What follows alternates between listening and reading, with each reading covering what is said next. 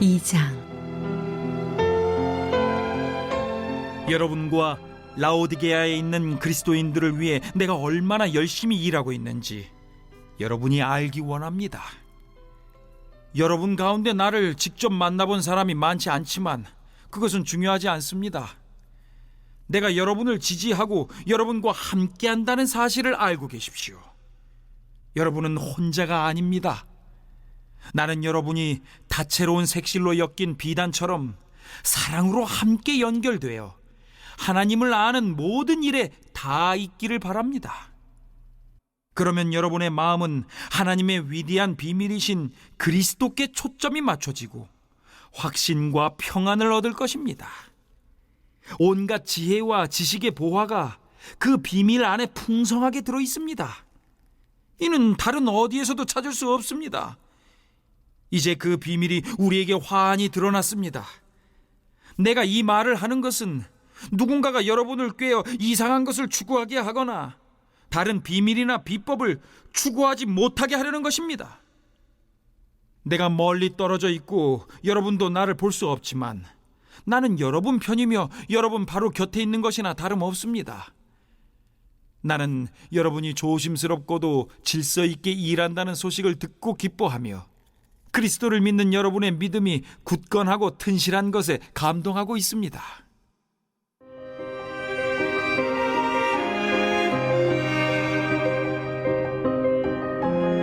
실체이신 그리스도.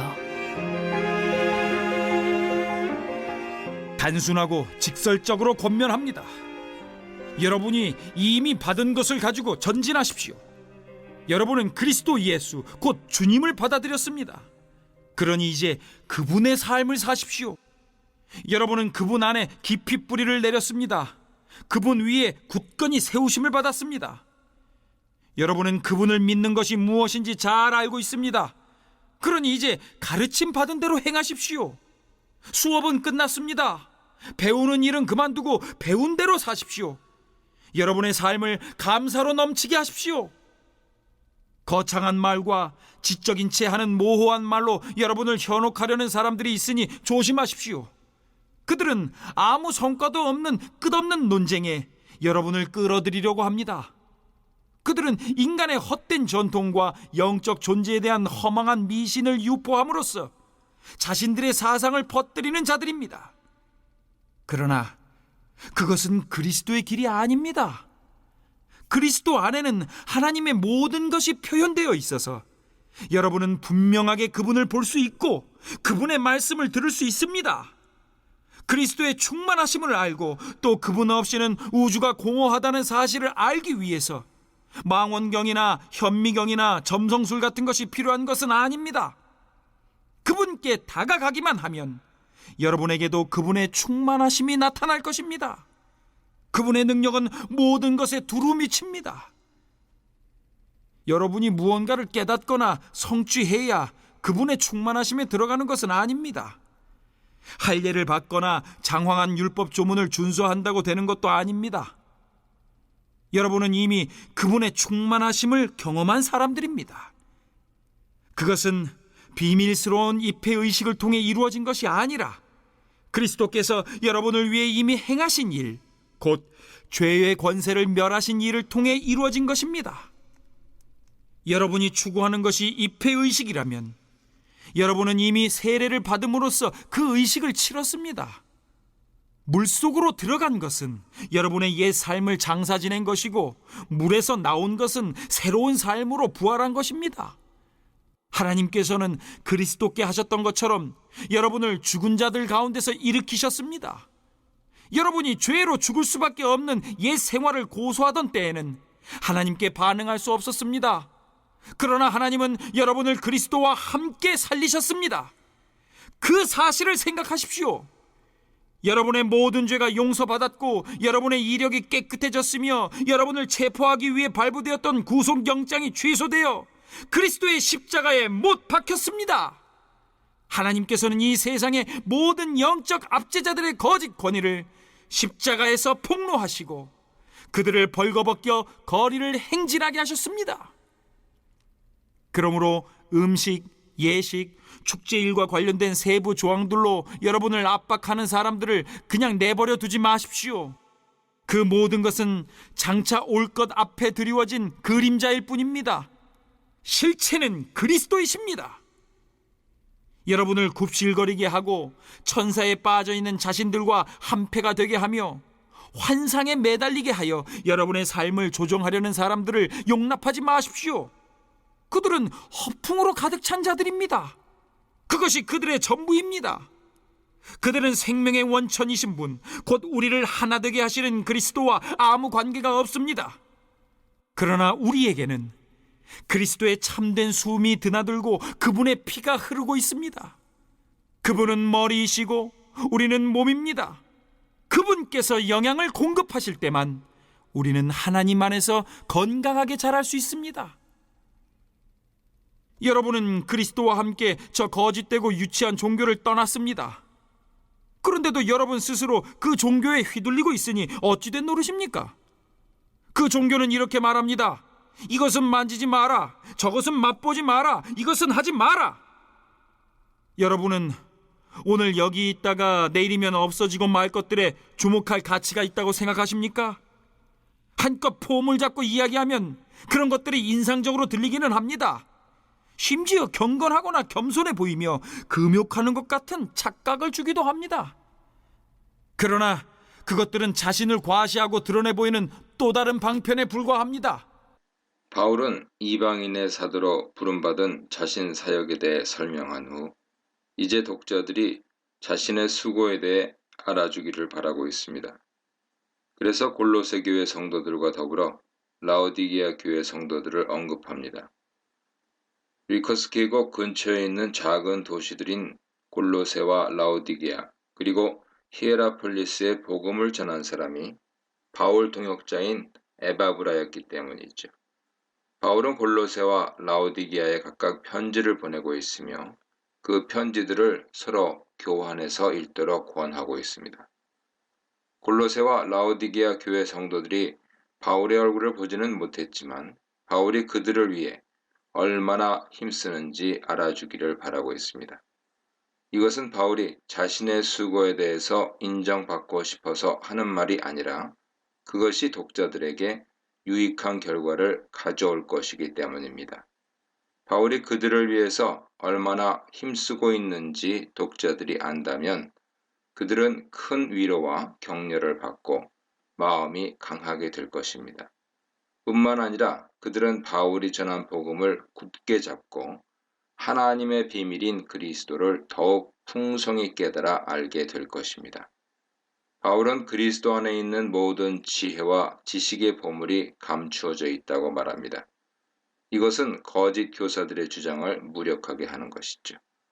모든 지혜와 지식은 헬라 철학이나 혹은 특별히 선택받은 소수의 자칭 영적인 존재들이 소유한 것이 아니라 그리스도 안에 있는 것입니다. 그러므로 독자들은 자신들을 위한 바울 수고를 기억하고 바울이 선포한 그리스도에 관한 복음을 굳게 잡고 그 가운데 풍성한 지혜와 지식을 얻어야 할 것입니다. 4절입니다. 바울은 지금까지 골로새 교회 이단적인 가르침에 대해 암시적으로 언급했지만 이제 명시적으로 그것에 대해 지적합니다. 거짓 교사들은 교묘한 말로 독자들을 속이는 자들이죠. 교묘한 말이란 매력적이고 설득력 있게 들리지만 거짓된 가르침입니다. 독자들은 하나님의 비밀인 그리스도의 복음을 풍성히 깨달아 알므로 거짓된 가르침에 속지 않도록 해야 합니다. 5절입니다. 비록 독자들이 바울 얼굴을 보지는 못했지만 바울은 자신이 그들과 영적으로 함께 있다는 사실을 알기 원합니다. 영적으로 함께 있다는 표현은 독자들에 대한 바울 관심을 표현하는 것이죠. 바울은 그들과 함께 있지 않지만 그들을 위해서 염려하고 기도하면서 그들에게 복음 진리를 가르치려고 힘쓰고 있습니다. 바울은 그들에 대한 소식을 계속 듣고 있으며 이단 가르침에도 불구하고 독자들이 그리스도를 믿는 믿음 가운데 굳게 서 있다는 것을 알고 기뻐하고 있습니다. 이 문단에서는 거짓 가르침에 맞서 신앙을 굳게 하는 사역에 대해 묵상해 보시기 바랍니다. 6절, 7절입니다. 이 단락은 교리적인 설명으로부터 권면의 메시지로 전환하고 있습니다. 지금까지는 하나님의 비밀이며 복음의 핵심인 그리스도에 관한 교리 설명에 집중했죠. 이제 그런 설명에 근거하여 독자들이 믿음 가운데 뿌리를 내려 성장하라고 명령합니다. 먼저 독자들이 에바브라에게서 복음을 듣고 그리스도 예수를 그들의 주로 받아들였다는 사실에 대해 언급합니다. 바울은 앞에서 그리스도를 창조의 주이며 구원의 주로 묘사했습니다.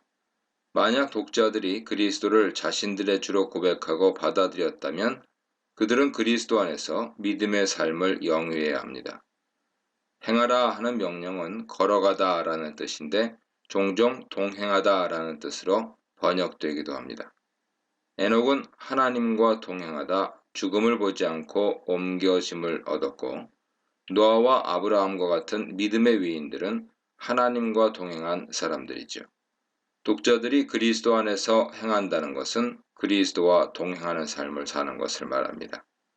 7절은 그리스도 안에서 행한다는 것이 무엇을 말하는 것인지 구체적으로 설명합니다. 바울은 4개의 분사를 통해 설명합니다. 뿌리를 받고 세움을 받으며 굳게 서서 넘치게 하라. 이 중에서 뿌리를 받고라는 것은 완료 분사이고 나머지는 모두 현재 분사죠. 독자들이 복음을 받아들이고 그리스도를 주로 받아들인 것은 과거의 사건이지만 그 안에서 성장하는 것은 현재 진행 사건임을 설명하고 있습니다. 먼저 독자들은 그리스도 안에서 뿌리를 받고 살아가는 자들입니다. 이것은 그들의 정체성을 드러내죠.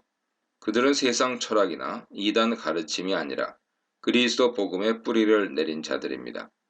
세움을 받는다는 것은 건축 이미지를 빌려와 설명하는 것으로서 믿음의 견고함을 강조하는 것입니다. 독자들은 흔들리지 않는 견고한 믿음으로 성장해야 합니다. 굳게 서다라는 말은 인정받는 것을 말하죠. 법정에서 진실을 인정받듯 독자들은 하나님께 그들의 믿음을 인정받는 자가 되어야 합니다. 마지막으로 감사함을 넘치게 하라고 말합니다. 감사는 그리스도인의 삶의 특징입니다. 바울은 독자들로 인해 감사하고 있으며 또한 독자들도 감사가 넘치는 자들이 되기를 원하고 있습니다. 8절입니다. 바울은 이제 직접적으로 거짓 가르침에 대해 지적합니다. 지금까지는 복음 진리를 설명하면서 암시적으로 언급했지만 이제 본격적으로 거짓 가르침에 대해 비판하기 시작합니다. 바울은 거짓 가르침을 가리켜 철학과 헛된 속임수라고 규정하죠. 그러면 철학과 헛된 속임수란 무엇을 가리키는 것입니까? 바울은 이것을 다시 정의하면서 사람 전통과 세상의 영적인 세력에서 나온 것이라고 말합니다. 한글 성경은 세상 초등학문이라고 번역했는데 별로 좋은 번역은 아닙니다. 왜냐하면 세상 초등학문을 헛된 속임수라고 생각하기에는 어색하기 때문이죠. 철학을 세상 초등학문으로 규정하는 것은 좋은 번역이 아닙니다. 바울은 여기서 성도들을 속이는 거짓된 가르침의 기원을 2가지로 소개하고 있습니다. 하나는 인간 전통에서 나온 지식체계로 철학이라고 부르는 것이죠. 다른 하나는 인간을 속이는 거짓된 영적 세력입니다. 바울은 독자들이 흑암 권세에서 건진받았다고 했는데 이 흑암 권세가 바로 우주의 기본 원리 혹은 우주의 타락한 영적 세력을 가리키는 것입니다. 아마 이것은 천사 숭배 사상과 관련된 것으로 헬라 신비 종교의 영향을 받은 사상이라 생각됩니다. 골로새 교회 이단 가르침은 헬라 철학과 이방 신비 종교가 혼합된 사상에서 나온 것입니다. 바울은 그것을 가리켜 인간 전통과 속이는 영적 세력에서 나온 것이지 그리스도에게서 나온 것이 아니라고 단정합니다. 9절 10절입니다. 독자들이 철학과 헛된 속임수에 사로잡히지 말아야 하는 이유는 그들이 이미 그리스도 안에서 하나님의 신성으로 충만한 가운데 있기 때문이죠. 바울은 먼저 그리스도 안에 하나님의 모든 신성의 충만이 육신으로 거하신다고 말합니다. 그리스도는 육신으로 오셨지만 그냥 한 인간이 아니죠. 그 안에는 하나님의 모든 신성이 충만하게 거하십니다. 신성의 충만이 육신으로 거하신다는 표현에서 이단들의 주장이 무엇이었는지 짐작하게 합니다. 아마 그들은 영적인 세력인 천사들을 숭배하면서 육신으로 오신 그리스도에 대해서 잘못 이해하고 있었을 것입니다. 바울은 육신으로 오신 그리스도 안에 하나님의 모든 신성이 충만하다고 강조합니다. 더 나아가 그리스도뿐만 아니라 성도들도 그리스도 안에서 충만해졌다고 말합니다. 독자들이 무엇으로 충만해졌는지 설명하지는 않습니다. 그러나 그리스도 안에서 충만케 되었다는 것은 그리스도의 영으로 충만케 된 것임을 암시하죠. 만약 독자들이 성령으로 충만하다면 세상의 거짓된 영들에 속임당하거나 사로잡히지 않을 것입니다.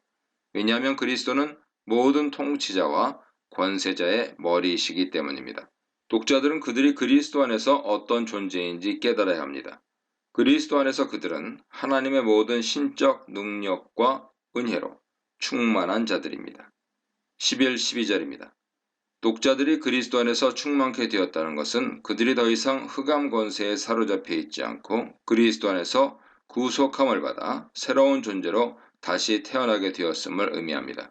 바울은 이에 대해 설명하면서 유대인들과 이방인들을 구별하여 설명하죠. 먼저 유대인들의 구원에 대해 설명하면서 그들은 손으로 하지 아니한 할례, 즉 그리스도의 할례를 받은 자들이라고 말합니다. 바울은 유대인들이 중요하게 생각하는 할례에 대해서 영적 관점에서 재해석하고 있는 것입니다.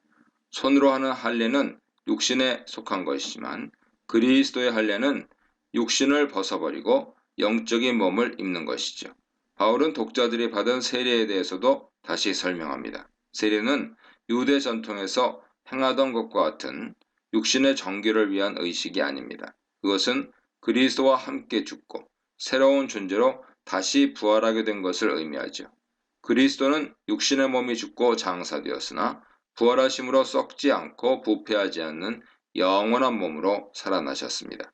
그리스도인들도 주 안에서 믿음으로 새롭게 거듭난 자들입니다. 13, 15절입니다.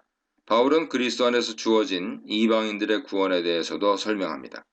이방인들은 범죄와 육체의 무할례로 인해 영적으로 죽었던 자들이죠. 하나님은 그리스도 안에서 그들을 살리시고 그들의 모든 죄를 사하셨습니다. 하나님의 죄사함은 완전한 것이죠. 하나님은 그들의 죄를 용서하시면서 그들의 과거는 잊지 않겠다고 하지 않으십니다. 하나님은 그들의 죄를 사하시고 그들의 과거도 완전히 잊으시는 분이시죠. 여기서 죄는 빚에 비유되고 있습니다. 빚진 자는 채권자에게 채무증서를 써줘야 하는데 그 증명서는 채무자에게 자신이 빚쟁이라는 사실을 상기시키는 것입니다. 그러나 하나님은 그들의 빚을 탕감해 주실 뿐만 아니라 채무증서까지 폐기하신다는 것입니다. 이것은 하나님의 완전한 죄사함을 의미하죠. 더 나아가 하나님은 이방인들의 죄를 사해 주실 뿐만 아니라 그들을 지금까지 사로잡고 있던 악한 세력과 권세들을 무력화시켜 더 이상 그들을 죄 아래 사로잡아 가지 못하게 하십니다. 그리스도의 십자가는 죄사함을 의미할 뿐 아니라 악한 세력에 대한 심판을 의미합니다. 이 문단에서는 그리스도 예수를 주로 영접한다는 것은 신성을 가지신 예수님을 믿는다는 것은 그리스도 안에서 충만해진다는 것은 무엇인가에 대해 묵상해 보시기 바랍니다. 16, 17절입니다. 거짓 교사 특징은 복음 진리를 말하는 것처럼 보이지만 실상은 거짓되고 헛된 인간 사상을 가르칠 뿐입니다. 바울은 먼저 독자들을 향해 먹고 마시는 것과 절기, 초하루, 안식일을 이유로 아무도 너희를 비판하지 못하게 하라고 명합니다. 거짓 교사들은 단순한 유대주의자들이 아닙니다. 그들은 유대 전통을 이교 사상과 결합하여 혼합주의 종교를 만들어 금욕주의와 천사 숭배를 주장한 자들입니다. 금욕주의와 천사 숭배는 분명 유대 전통도 아니고 기독교 가르침도 아닙니다. 거짓 교사들이 먹고 마시는 것으로 독자들을 비판했던 것은 그리스도인들이 자신들의 금욕주의적인 사상을 따르지 않았기 때문일 것이죠. 독자들이 복음 진리의 근거에 누리는 자유를 그들은 불경건한 행위로 비난했을 것입니다. 그러나 그것은 육체를 따라 난 자가 성령을 따라 난 자를 핍박하는 것과 같습니다. 거짓 교사들은 마치 자신들이 진리를 가진 것처럼 성도들을 비판했습니다. 그러나 바울은 거짓 교사들의 실상을 폭로하면서 독자들이 그들로부터 비판받아야 할 이유가 없다고 선언합니다. 먹고 마시는 것과 절기에 관한 것은 장차 올 것에 대한 그림자일 뿐이라고 말합니다. 또한 거짓 교사들에 의해 왜곡된 가르침은 물론이고 유대 전통과 관습도 그것이 진리의 참된 실체는 아니라고 말합니다. 그것은 장차 올 참된 진리를 미리 보여주는 그림자일 뿐이죠. 히브리서 10장 1절에는 율법은 장차 오는 좋은 일의 그림자요 참 형상이 아니라고 했습니다. 그러나 바울은 여기서 복음의 참된 진리를 참 형상이라고 하지 않고 그리스도의 몸이라고 말합니다. 이것은 교회를 그리스도의 몸이라고 했던 것과 관련이 있죠. 거짓 교사들이 그림자를 붙들고 있습니다. 그러나 독자들은 진리의 참된 실체인 그리스도에게 붙어있는 그분의 몸이죠. 그러므로 그리스도인들은 거짓 교사들로부터 비판받아야 할 이유도 없고 그들 비판에 주의 기울일 필요도 없습니다. 18, 19절입니다. 바울은 이제 거짓 교사들의 잘못된 가르침에 대해 직접 언급합니다. 아무도 너희를 정죄하지 못하게 하라 하는 말로 시작합니다. 이것은 16절에 아무도 너희를 비판하지 못하게 하라 하는 말과 유사하죠. 거짓 교사들이 독자들을 비난하고 정죄했던 이유는 무엇입니까? 그것은 독자들이 자신들의 꾸며낸 겸손과 천사 숭배에 동참하지 않았기 때문이죠. 여기서 꾸며낸 겸손이란 거짓 교사들이 스스로 자신을 낮추기 위해 행했던 금욕주의 의식을 가리킵니다. 이러한 금욕주의 행위는 천사 숭배 사상과 관련이 있었을 것입니다. 천사 숭배 사상에 대한 정확한 실체는 알 수 없지만 아마도 천사들이 만물을 다스리는 자로 세움받았다고 이해하는 유대 전통과 관련이 있을 것입니다. 하늘에 있는 각각의 별들은 각각의 천사들에 의해 다스림받고 세상 민족들의 경계도 천사들의 숫자에 따라 정해져 그들이 다스리도록 맡겨졌다고 유대인들은 간주했습니다. 거짓 교사들은 환상 가운데 하늘에 올라가 천사들이 다스리는 우주에 대한 비밀을 보았다고 주장합니다. 그리고 그러한 영적 계시는 금욕 상태를 유지할 때 잘 수납할 수 있다고 생각했습니다. 따라서 바울은 거짓 교사들이 꾸며낸 겸손과 천사 숭배로 독자들을 정죄한 것은 자신들이 본 것에 근거하여 육체적인 생각을 따라 헛된 자랑을 한 것이라고 비판합니다. 거짓 교사들은 자신들이 본 환상을 영적 계시라고 자랑했지만 그것은 사실 육체에 의한 헛된 자랑일 뿐이죠. 거짓 교사들이 그것을 자랑하고 있는 한 그들은 머리이신 그리스도를 붙들지 아니하는 것입니다. 육신으로 오신 그리스도를 붙들지 아니하는 것입니다. 만약 그들이 머리에 붙어있지 않으면 어떻게 될 것입니까? 바울은 온몸이 머리로부터 영향을 받고 힘을 얻어 서로 연합하여 자라게 된다고 말합니다. 하나님은 그리스도 안에서 성도들을 자라게 하시죠. 거짓 교사들이 복음을 붙들지 않고 헛된 것을 자랑하는 한 그들은 머리에서 떨어져 나간 자들이 되고 맙니다.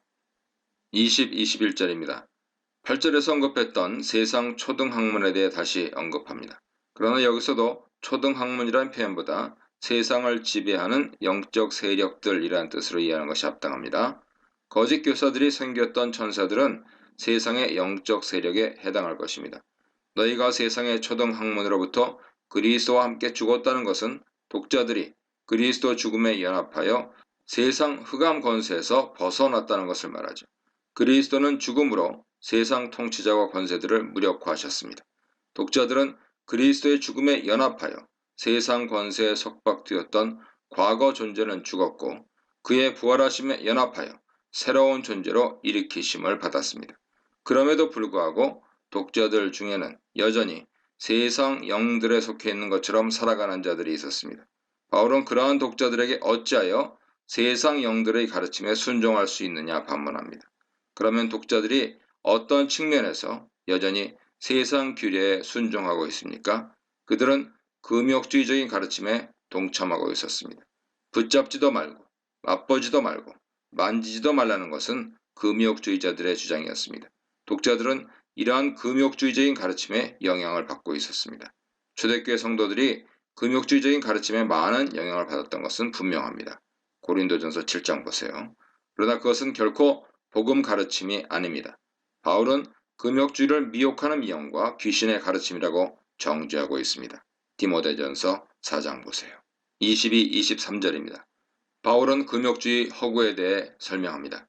거짓 교사들은 자신들이 영적이고 천상 진리를 가지고 있다고 주장하지만 사실 그것은 잠시 있다 없어질 일시적인 것이며 사람의 명령과 가르침일 뿐입니다. 이 모든 것이 한때 쓰이고 없어지는 것이란 말은 금욕주의자들의 관심이 육체적이고 물질적인 것이 있으며 그것은 영원한 것이 아니라는 뜻입니다. 먹고 마시고 손으로 만질 수 있는 것들은 이 세상에 속한 것이며 하나님의 종말 심판에 모두 불타 사라질 것입니다. 그러므로 거짓 교사들의 금욕주의는 그들을 영적인 계시와 천상 지식으로 인도하는 것이 아니라 육체에 종속되도록 하는 것이죠. 바울은 금욕주의적인 가르침이 지혜 있는 가르침처럼 보일 수도 있다는 것을 인정합니다. 인간 전통과 가르침은 세상 관점에서 볼 때 상당히 매력적이고 논리적인 것이 될 수 있습니다. 그러나 그것은 하나님의 모든 신성으로 충만한 그리스도의 복음이 아닙니다. 그것은 스스로 자신에게 부과하는 자의적인 경건과 거짓된 겸손이며 몸을 괴롭게 하는 금욕주의자들의 고행일 뿐입니다. 이 모든 것은 육체적이고 자의적인 경건일 뿐 성도들을 거룩한 경건으로 인도하는 것이 아닙니다. 초대교회 교부들의 금욕주의적인 경건이나 수도원주의적 경건은 사실 헬라 철학에서 기인한 것이지 그리스도 복음 진리는 아닙니다. 바울은 금욕주의가 인간의 육신의 정욕을 금하는데 아무런 도움이 되지 않는다 단정합니다. 세속적인 육신 정욕을 금하는 것은 금욕주의적인 행위를 통해 성취되는 것이 아니라 그리스도에게 연합하여 육체의 정욕을 십자가에 못 박아 죽이고 성령의 능력으로 새로운 존재로 부활함으로 가능한 것입니다. 오직 아들을 죽음에서 다시 살리신 하나님만이 우리를 육체의 정욕에서 구원하여 하나님을 아는 지식과 선한 일에 자라게 하실 수 있습니다. 이 문단에서는 율법주의를 경계하라, 고행과 천사 숭배를 경계하라, 금욕주의를 경계하라에 대해 묵상해 보시기 바랍니다.